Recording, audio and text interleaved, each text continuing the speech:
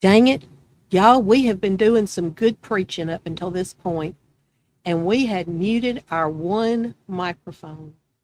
I am so sorry. I mean, this has been some of the best teaching we've done, and I couldn't tell you when. And we had muted that microphone.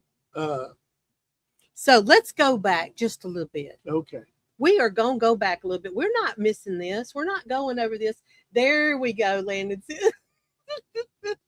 I am so sorry. Well, I saw the red light. I thought that meant be quiet. We're tracking. We're recording. That's what I thought the red light was. Is Do y'all see what I'm dealing with here? He saw the red light and didn't know. We're going to back up. We are going to back up, and we're going to hit this real quick. We will not go back and recap everything we did last week like we just did. Judas has arrived. He is going to betray Jesus. We are looking at the harmonized gospel story of Jesus's arrest, because when we put all the gospels together, we get a better picture. We get details that we didn't get anywhere else. And I hate y'all can't read lips, because everything we set up in this one was really good. so good. Yeah. And that Judas is arriving with the temple guards from the chief priests and Pharisees, officers of the temple, the servants of the high priest, the elders, and apparently a Roman contingent as well. Now, y'all may have read these words on here, so maybe that helps you with just a little bit of explanation. But this is the Greek word often referring to a Roman cohort. And so a full cohort could be a lot of people. Probably wasn't, but it is still very, very obvious that this is not just a small group coming to say, No, Jesus, we need you to come in. We got a few questions for you. They're expecting a problem. They have sent a huge amount. The legal cohort would have been several hundred soldiers. Yeah. But the fact that cohort was used indicates it was a large number of soldiers. It wasn't one or two. It wasn't one or two. Yeah. Yeah. All right. LOL, too funny rewind, she said. All right. Fear of public uprising had to be, we were asking the questions, why so many? Why at night? Why so many? Why in the middle of the night? Some of this is obvious. I mean, but let's just go over it anyway. Fear of public uprising. If they were doing this during the day, then Jesus would have been teaching, most likely, had his disciples around him, had the crowds around him. Up till then, so they would have expected to have been in broad daylight at that. I mean, he was always teaching. And if a group this large was headed toward Jesus and made contact, tried to take him into custody, word of that would have spread like wildfire through the streets. Yeah. And so that's why they're doing what they're doing when they're doing it. And at night, because the people aren't around, but they are still ready for whatever happens. Well, that was their purpose. They didn't know how many people they were going to actually find with Jesus. And they come away from the crowds at night in a secluded garden, and Judas is providing the exact location because he knows where he customarily goes and where he'll be found, because he knows he's going there after the meal. So betrayed with a kiss. Jesus is fully aware of everything that's about to happen. We see that because he rises to meet them rather than hiding. He steps forward. Judas approaches him and gives him the kiss that was supposed to be the prearranged signal for, this is the one. This it's kind of interesting to me, Keith. Surely they knew who he was. I guess maybe the Roman cohort didn't. I mean, the Roman soldiers didn't. Well, not everybody would have. Those temple priests knew. They didn't have photography and internet. They didn't have Facebook. They didn't have Facebook. So some of them heard about him, but they had never seen him in person, maybe. Well, and to think of if you were going to describe Jesus, how many Jewish men fit the description? So if you weren't physically there to see who Jesus was, you could be in that crowd and was that fella or is that fella over there? What about that tall one over there? That could be the situation here, which is why Judas needed to go. Well, they all had beards, and it was dark. There you go. Everybody had beards, and it was dark. Okay, Jesus does respond let's just say this, that in the culture of the day, giving a kiss like that was a sign of respect for one's rabbi. This was a custom that someone would have done, that would have been a sign of affection and respect. And so here he is using that to betray Jesus, and Jesus responds calmly by saying, "Friend, why have you come?" And Judas, are you betraying the Son of Man with a kiss? I mean, Jesus is letting him know he knows exactly what's going on. He's in control. And Jesus confronts the crowd that's come to arrest him, of course, directly and says, "Whom do you seek?" They answer, "Jesus of Nazareth." And Jesus replies, "I am he." And I'm going to get to that, so don't say anything yet. At those words, the crowd suddenly recoils and falls backward to the ground. I don't really remember dwelling on that very much when we studied this story. But the crowd is knocked down by this. And John's gospel especially highlights this moment, showing that even in arrest, Jesus is not powerless. There's power coming off of him. His declaration echoes the divine name revealed to Moses. The mob only proceeds because he allows it. Here's what I want to say about this. In the original Greek text, the word "he" is not actually there. The Septuagint, I'm telling you, Jesus simply says, "I am." And he did that one other time. And I looked all this up. And immediately they drew back and fell to the ground. Now we're going to connect some dots here. In Exodus 3:14, Moses asked God his name at the burning bush. You remember what God said? Yeah. I am who I am. I am. Tell them I am sent you. Yes, I am. And I have made that point so many times. If you're awesome enough, when asked who you are, that you just simply get to say, "I am," that's pretty doggone awesome. It is. In Hebrew, and I can't say this, Ehyeh, Asher Ehyeh, when the Old Testament was translated into the Greek, the Septuagint, that phrase was rendered using language closely related to "I am." So by the time of Jesus, "I am" language carried enormous theological weight connected to the identity of God himself. I and the Father are one. Look at this, John's gospel, and that's where we find this particular detail in the four gospels, is in the book of John. But John's gospel repeatedly uses "I am." He emphasizes these statements where Jesus says, "I am the bread of life. I am the light of the world. I am the good shepherd. I am the resurrection and the life." And so you see that how John does that. But if you want an even deeper dive into this, for those people that might want to argue that this might not be the case, because I want to do a little disclaimer here and say that particular phrase in the Greek can actually mean "I am he." A person could say those same words, and that would carry the same thing as the "I am." It could sound mundane. Yes. But they didn't take it that way.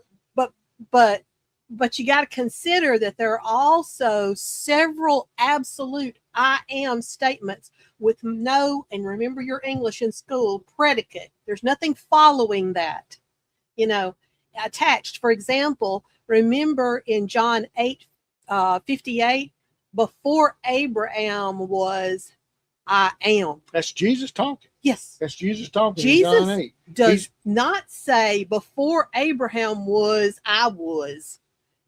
He says, I am. I am. And there's my little disclaimer. I was using where Jesus literally said, I am. Yeah. And he had already. And there's nothing after that. I am anything. I am. And it's a case of the Roman soldiers might have been going, what them guys fall down for? I'm assuming they fell down too. Well, they probably fell down. Why did we all fall down? But the fact that John made the point of they recoiled. Yes. They physically recoiled. They're going, I don't know. wow, They what hit the ground. I don't know if it was the Yeah. power of that supernaturally, or if it was just their absolute shock at what he was saying and they fell over backwards. I don't know. It doesn't say, but it says they hit the ground. No, but how many times have we all, I'm talking to us and our viewers and listeners, read that passage and it didn't register with us? No. That they recoiled At when those, Jesus said that. and it's not just that they recoiled at him saying, "I'm Jesus." It was, "I am." Yeah. It was theologically super weighty at that time. Whom do you seek? Jesus asked again. I guess after they all got up, he said, "Who are you looking for?" And when they repeat Jesus of Nazareth, he tells them to let his disciples go free. This fulfills his earlier statement where he said, "Father, I've not lost any of these you've given to me, except the son of perdition," meaning Judas. So the disciples panic. Peter trying to defend Jesus, he draws a sword, and swings. He draws a bladed instrument. A bladed instrument. Yeah, we didn't get into that, but the bladed instrument, the word there can mean bladed instrument. It can mean be a sword, knife, or it could be a sword. Could be a long dagger. Could be the thing with the hook on it. It was a bladed instrument. Most of the English translations do use sword. Mm-hmm. But it wasn't the word for the word typically used for sword was not the word used there, but it was the word that meant the class of bladed instruments that included the sword. I'm going to say this. It was something sharp because it cut that dude's ear off. How about that? Yeah. Okay. Cut his ear off. And Jesus immediately rebukes Peter here, which is so confusing. We talked about this a little bit last time because he told him you didn't have a sword to buy one. If you only had one, sell what you need to and buy two. Yep. But let's address this right here. Okay. If Jesus had not immediately put the guy's ear back on, Jesus and Peter would have been hauled off to court.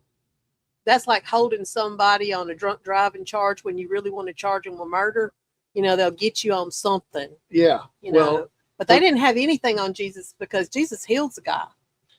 That's my point. Mm-hmm. Jesus healed him so they wouldn't have anything on Peter, because the whole purpose of what's happening this night is focused on Jesus and what he's about to go through, what he's about to suffer, what he's about to sacrifice, and he did not want you got to understand who's driving Peter's emotion right then. Satan was. Mm-hmm.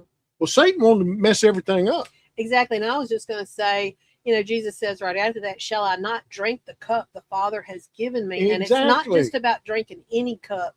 It is the cup. It is the cup, the way the Father And remember, intended. he had just prayed, "Lord, if there's any way this cup could pass from me." Yes, but but he ended up saying, have it be the cup where you have a transgression on your record.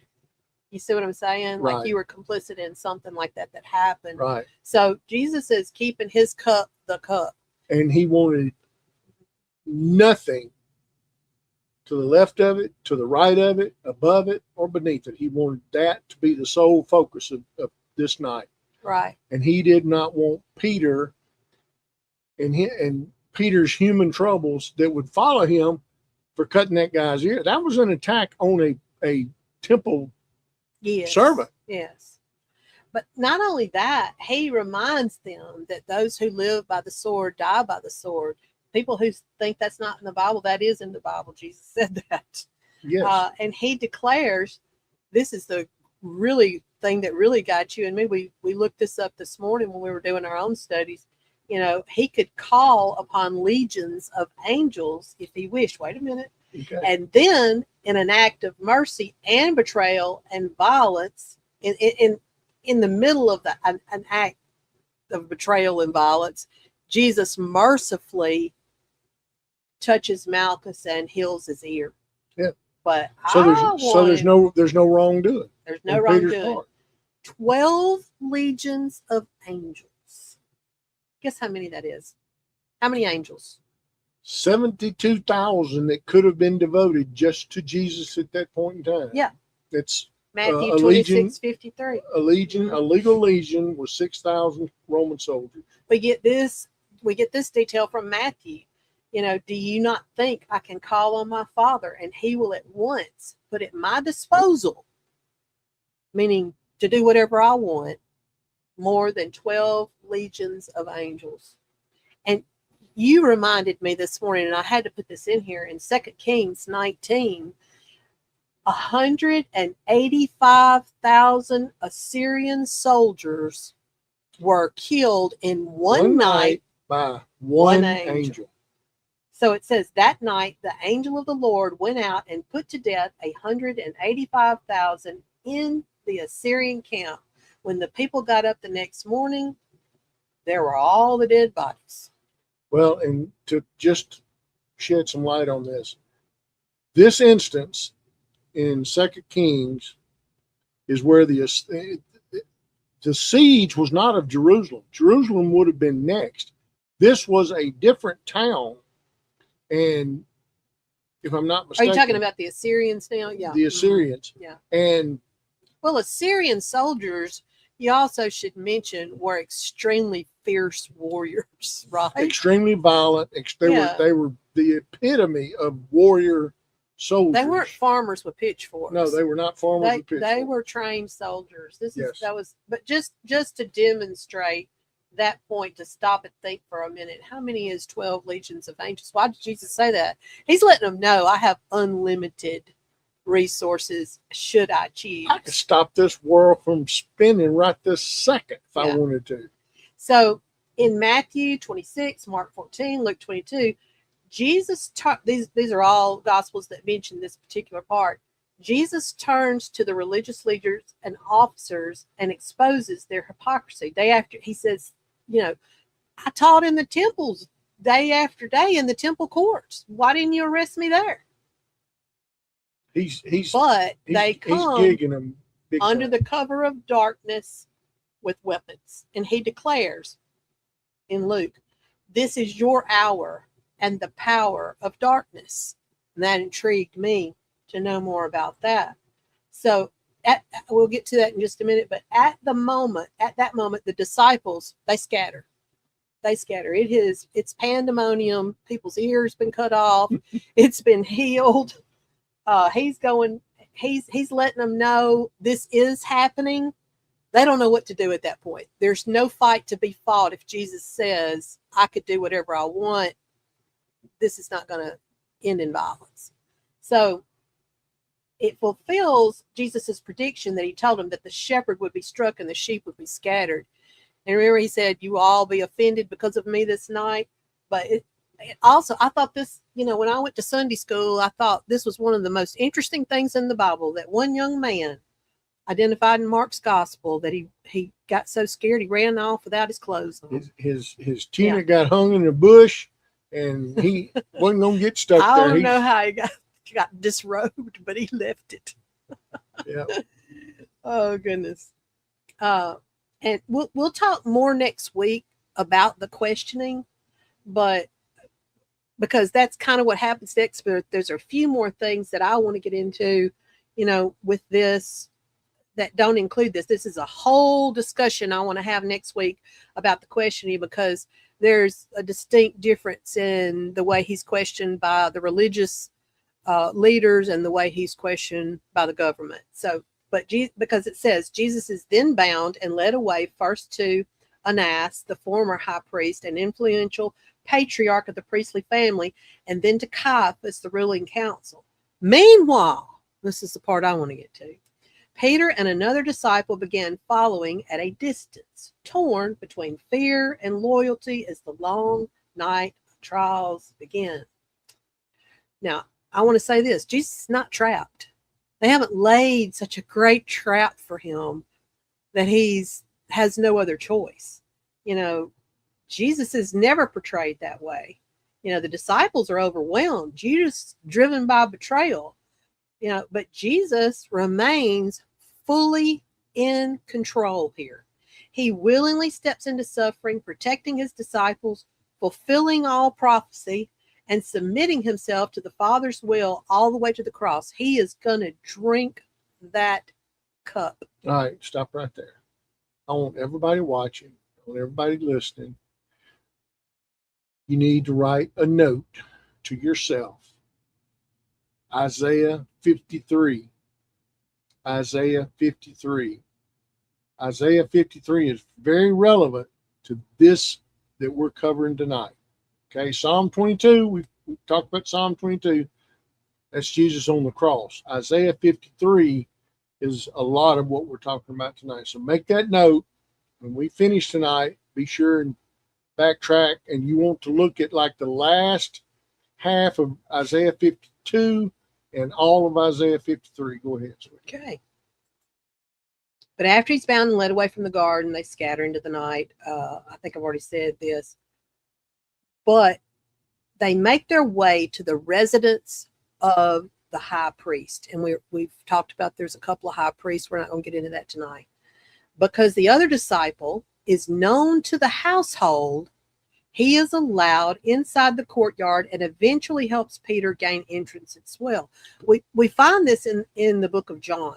Yeah. I'll go back. Peter hung back. Mm-hmm. The other disciple, most scholars think it was John. That's because John, when he writes his gospel, he writes about himself in the he third never person. says his own name. Yeah. He'll say, and the disciple Jesus loved. Yeah. Or he'll say, he it's like he's purposely making sure nothing is about him. Right. He's pointing, all arrows point to Christ, and he's not going to put his name on there. Right. But most people think that it is John, that he's known to the household of Annas, evidently. And he is allowed inside the courtyard, and he eventually helps Peter gain entrance as well. Yeah, and they understand this. When it says gains entrance, that doesn't mean they went all the way into right there standing next to Jesus. Yeah, we're talking about a courtyard. We're talking about outside, courtyard, inside. Yeah, we're going to get into chambers. So just don't. Yeah, we'll get into that. Don't think they all. Meanwhile, piled up in there. Outside in the courtyard, Peter stands near a charcoal fire among servants and guards, trying to warm himself in the cold night air. And the atmosphere is tense, of course. Faces flicker in the firelight. I'm painting a picture here. Peter, who only hours earlier declared he would die for Jesus, now finds himself surrounded by hostile people. Everybody's around the fire. And a servant girl at the door looks at Peter carefully and says, "Are you not also one of this man's disciples, are you? You're not also one of this man's disciples, are you?" Peter answers, "I am not." Strike one. First to know. As the night continues, others recognize him. His Galilean accent probably betrays him. People can tell, he doesn't necessarily belong there. You're from Mississippi, ain't you? Another servant girl, what about it? People tell me I have an accent, and I'm like, what accent? Another servant girl points him out to the crowd. Someone else insists they saw him in the garden with Jesus. And one account says Peter even begins invoking curses and swearing oaths, insisting he does not know the man. 3 times Peter denies Jesus. And at the moment of the final denial, a rooster crows. Now, this is what gets interesting to me. In Luke's gospel, it says, and immediately while he was still speaking, the rooster crowed, and the Lord turned and looked at Peter. Then Peter remembered the word of the Lord and how he had said to him, before the rooster crows, you will deny me 3 times. You can imagine how the weight of that would crush you. Have you ever been talking about somebody and you look across the room and they look at you? I mean, the timing, I want to get into that too. He's overcome with grief and shame. He rushes out into the darkness and weeps bitterly. But then, I always have, in the films you've seen and everything, Jesus is taken to a secluded, enclosed room. He's questioned. I've never played this out the way that the scripture plays it out for us when you put them all together. But it looks like you kind of have to do, I feel like, a little bit of research into this. And I think you just hit on that just a second ago. But this is an emotionally powerful scene because Jesus is taken to the first residence or compound, you should say, associated with the high priestly family. And wealthy homes back then, in Jerusalem, they often had like an enclosed courtyard around halls or porticos, or where a lot of these things happen. I mean, there's no air conditioning. Things were not closed up like they are here. I don't, as well. I did find this picture that I really liked. So many of them are incorrect scripturally that, I find on the internet. They don't have all the components the way that they're supposed to be. Now, I don't know if that rooster was sitting on that step, but you get the picture. Yeah. The questioning of Jesus may have been happening in an open hall, portico, or visible chamber adjacent to where Peter was. Remember, it's still dark too. It's just breaking daylight. If that, how if you've ever been on a farm and had a rooster, that rooster will crow at first light. I mean, it's barely light. You don't have to have an alarm clock. Well, and like this artist rendering shows, Jesus may have already been questioned in there, and he and the group that's holding him, they may be fixing to go to exactly. CKF. They could have been moving him. Like in this picture, kind of shows that they're moving him from one place to another. Yeah, that's a possibility of how Peter could be seen by Jesus at the very instance when Peter makes his third denial. Right. That's what I'm thinking. But Luke's careful wording of how this happened, it gives a sense of timing happening simultaneously. Because it says Peter denies Jesus the third time, the rooster crows while he's still speaking, and Jesus turns and looks at Peter. This is all just like that perfect movie moment when it happened, just exactly like that, and the fact that, by the time he got to the third denial, he might have had his voice, I told y'all I do not know this man. And then he said it loud enough that Jesus. Rooster crows and Jesus looks. Yeah. He brought Jesus's. What a stab to the heart. Yeah. To have your own. But, the contrast here is just so hard because, Peter had earlier declared, even if I must die with you, I will not deny you. I'm going to leave you. They ain't happening. But now he's standing among the enemies of Jesus, and he's warming himself by their fire, Keith. Their fire. While Jesus is alone under accusation, and then suddenly their eyes meet. I mean, I got one more little tidbit for you here. You got human failure versus divine compassion, because it's an interesting fact here. John specifically notes that it was a charcoal fire. And that word is anthrakia in Greek. The only other charcoal fire mentioned in the New Testament is after the resurrection in John 21, where the risen Jesus, can't hardly say it, restores Peter by another fire by the Sea of Galilee. So, that first charcoal fire, denial, second charcoal fire, the restoration. It's only 2 times it's mentioned in the New Testament. You and I have, oh my goodness, we have so encouraged our viewers and listeners. Always think in terms of studying the Bible, looking for types and shadows and patterns. Bookends. There's the dividing of the nations with the tongues. There's the restoration of the nations with the tongues. Yes. On and the bookends. On and on. Bible connecting the dots. Day of Pentecost. Yes. Yeah. That's great, sweetie. But we're looking at the power of darkness here. It's a concentrated assault of evil against the Son of God. That's what this is. Well, Stop right there. Genesis 3:15. Sure. Genesis 3:15. Satan heard every word God spoke to him. He took it serious. We're the ones that don't even know it's in the Bible. But he did everything he could to contaminate the bloodline of the chosen people. The people that God said he would bring up, that was that seed of the woman, meaning Eve. Because he had said, her seed will crush your head.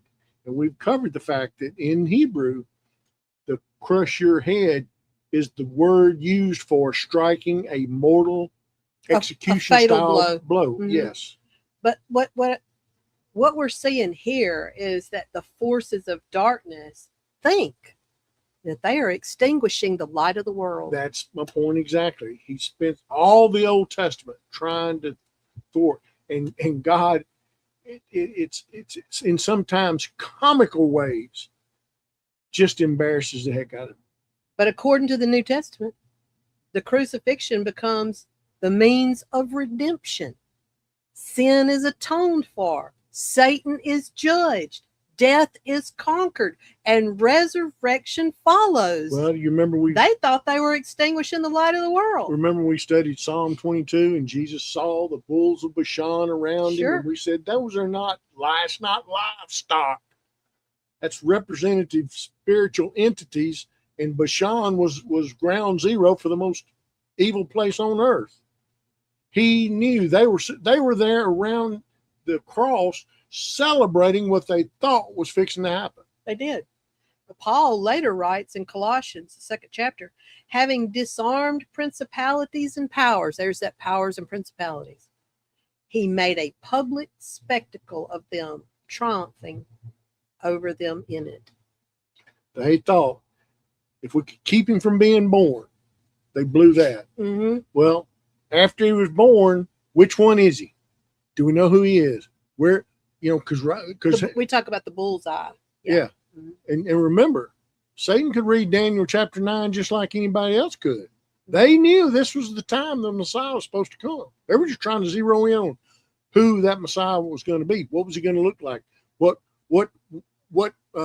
weaponry would he have with him? And then they finally figured out who he was. And so then they start figuring out, how can we kill him? I need to kill him before he kills me. Mm-hmm. So that's what they thought they were doing. Mm. The power of darkness is real. We know that. But it's temporary. Darkness gets an hour. The hour has come. But Christ gets the kingdom. Praise the Lord. Isn't that awesome? Yep. My goodness gracious. Now, next week, I do want to get into that Jewish interrogation versus the Roman interrogation, because I think there's a lot there for us to look at. It is. We could not put it in tonight. We'd have a 2-hour episode if we put it on. I feel like that. I don't want to skip over anything. So we'll get into the interrogation later and who's who and what's what and why's why. Yeah. How about that? Okay, now, do you have something tonight for Creation Court? Because I finished, so you could have a minute. What you got? You want me to share something? Well, I want you to play our intro. You do? Yeah, where's our intro? I'm trying to find it.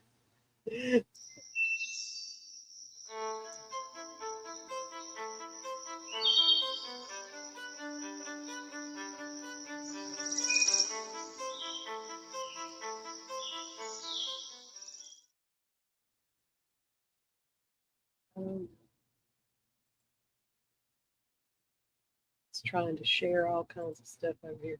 Okay. We are trying to get our little YouTube up the way it's supposed to be. Hang on just a second. Is that invisible things? Nope. I thought you already had it loaded. I did have it loaded. You know what happens when we start trying to do all this kind of stuff? Starts just going crazy. All right, let's see if I can find it. I had it up, but it's not going to do it because I don't think. Nope. Because it went away. Oh, my goodness. It went away. We're working on it, though. Bear with us. We had a night of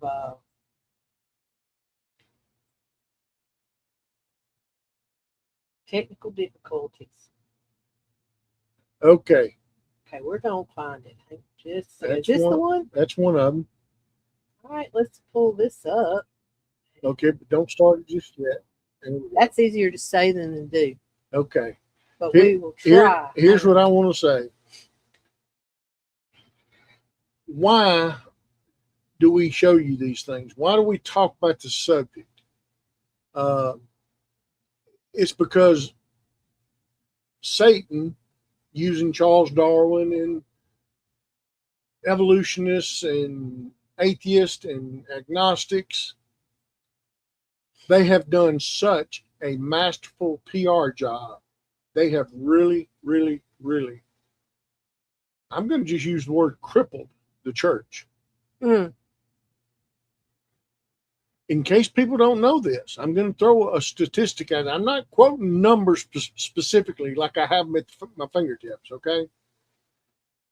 But there are more children who grew up in church attending families, recognized Christian mom and dad, that by the time they finish their 4th year of a college education, they not only have become lukewarm, they have in many cases, and this is a statistic, they have outright rejected Jesus Christ, Jehovah, anything to do with our Bible and the Christian upbringing they were raised in.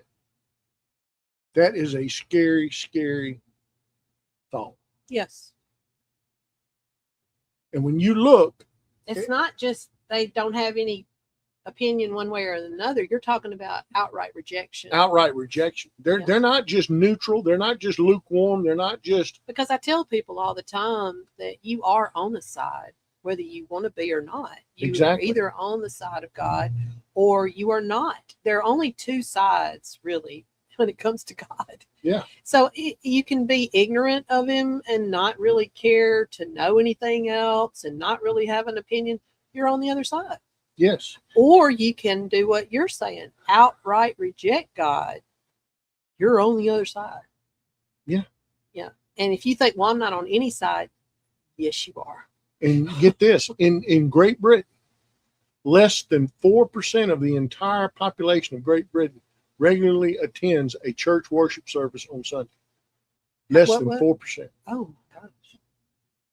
In America, it has nosedived regular church attendance of any type, Seventh-day Adventists on Saturday. Well, most you people and on I Sunday do constantly say that church attendance is not what makes you in the family of God. No, we're so well settled on but that. It is it's an indicator for sure. It is an indicator. Yeah. And here's the point I wanted to make before we showed our first video tonight. And that is, we spent several weeks challenging you. What is your worldview? Because you can have a worldview. You have one, Sonara has one, I have one. You've got a worldview. Which is it? Is it a secular worldview or is it a biblical worldview? And in this day and age, we don't get to be wishy-washy. We don't get to be half. You can't hide. You can't be half saved. Oh, there's things. There you go. So what are we trying to do? We're trying to say, look, folks, take several deep breaths, slow down, start thinking and talking in terms of simple, logical questions. Evolution requires billions and billions and billions of years. Well, it wasn't 3 or 4 weeks ago. We showed you just 4 reasons, 4 scientifically recognized reasons. There's no way our Earth is millions of years old, let alone billions of years old. Our solar system cannot be millions of years old.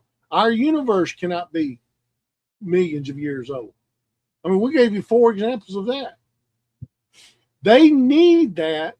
And remember this, Satan does not have to get you to turn 180 degrees away from God. It's not what he needs.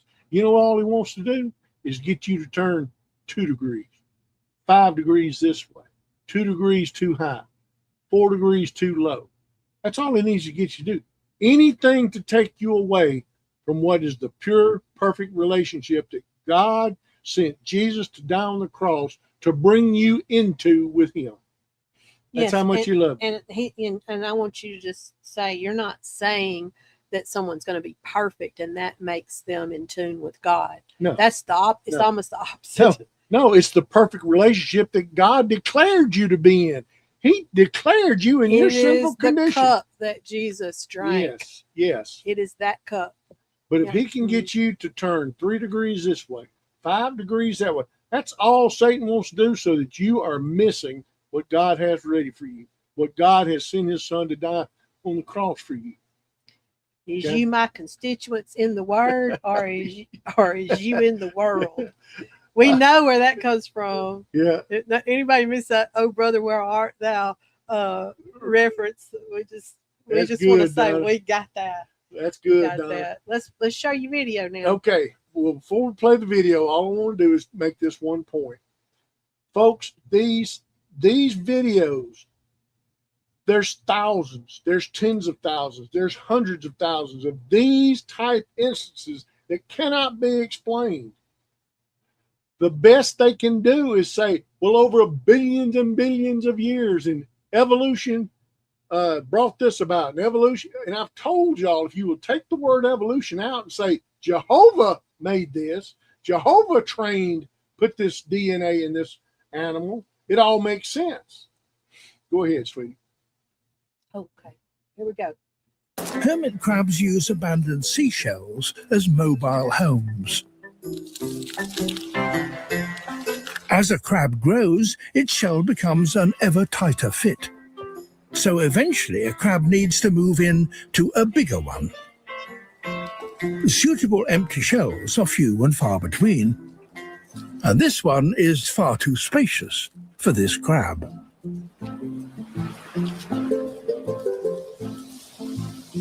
But instead of continuing its search, this small crab settles down to wait.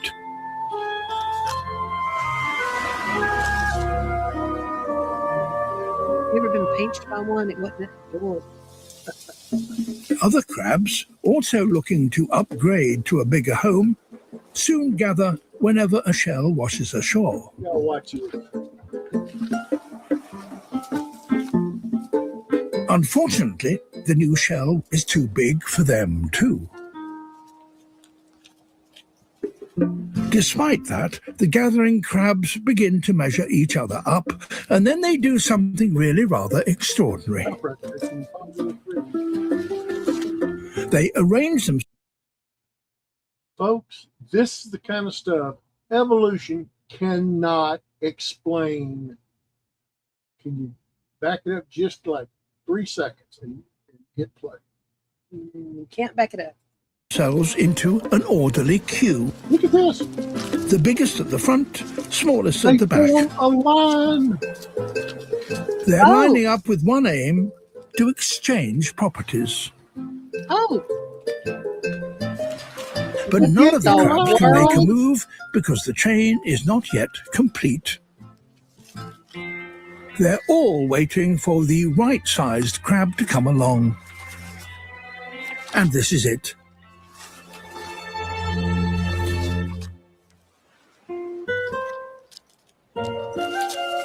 The latest arrival pushes to the head of the queue.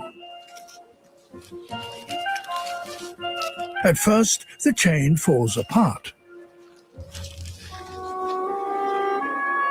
As it reforms, the small crab finally makes its move and takes its place at the end of the line.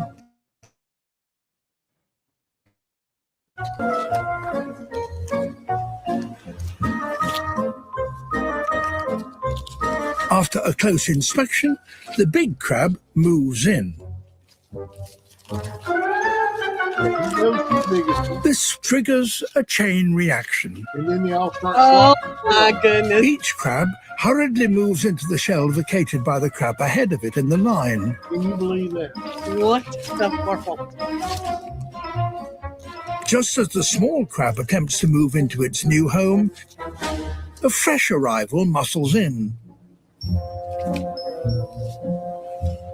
Oh, he's going to mess everybody up. No! Don't do it.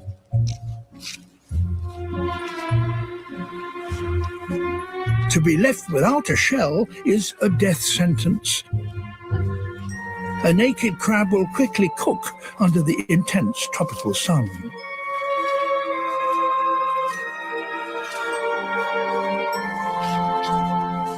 Is that little one going But to get stuck after with a all shoe? the swapping, there is still one shell left.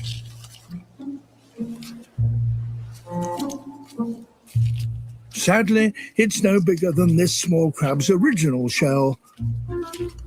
And worse, it's got a hole in it. Oh my! They got put into the ghetto. Oh no! But even a bad shell is better than being homeless. Oh my goodness, that is crazy. That's good. I'm trying. Now, we've actually raised hermit crabs as just Everybody who's ever had a kid go to Gulf Shores has had a hermit crab. I Gulf Shores believe. or Orange Beach. They came back with one or more hermit crabs. Yeah. They're very interesting, very adorable, but they are very complex creatures. And I did not know this behavior about lining up to pass down the shell when the biggest shell available gets taken by the biggest crab there, and then it's like a cascading thing. And if something happens to mess it up, then as soon as they get sorted out again, they start lining up again. Folks, where is the shell swapping school held for hermit crabs? Has anybody ever seen that? Who's the teacher? I mean, what happens if you don't attend? No,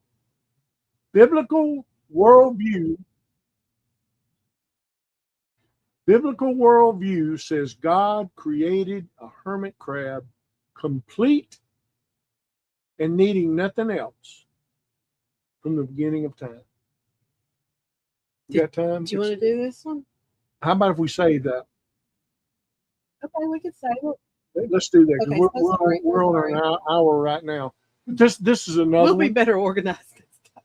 Yeah. Or go on Creation Corner playlist and Just look at them. yeah, Look at all of them. here it is right here. If anybody wants to just scan that, they can go and look at all of the different ones. And this one is called it has a jealous rival, I think. Yeah. It has the jealous rival.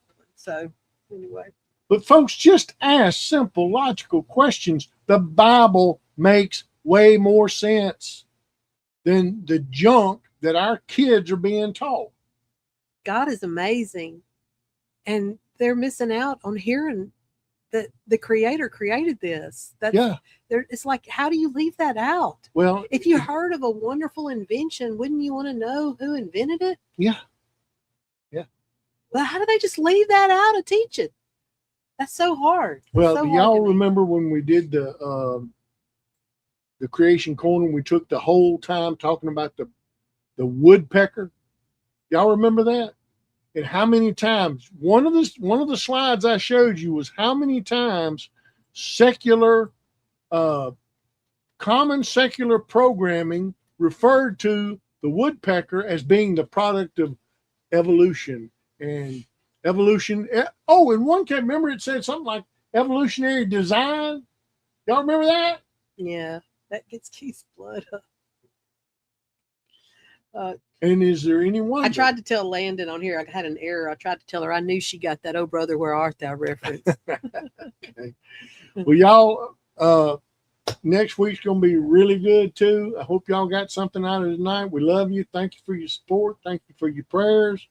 And we love what we do, and we hope you're getting something out of it. We do, and I hope that everybody's excusing Now, we're not given every scripture reference on this, but if we did, it would just be such a rabbit trail of trying to keep up with where it was coming from. But we really are trying to consolidate and harmonize the Gospels to give this story, because each one gives us special insight into what was happening. I mean, they're not contradicting each other in any way. They're adding to, they're saying what they heard when nobody else heard that part, or something that impressed them. And we're trying to figure out the most efficient way to get to Matthew 28, chapter 28, the Great Commission, then Acts chapters 1 and 2.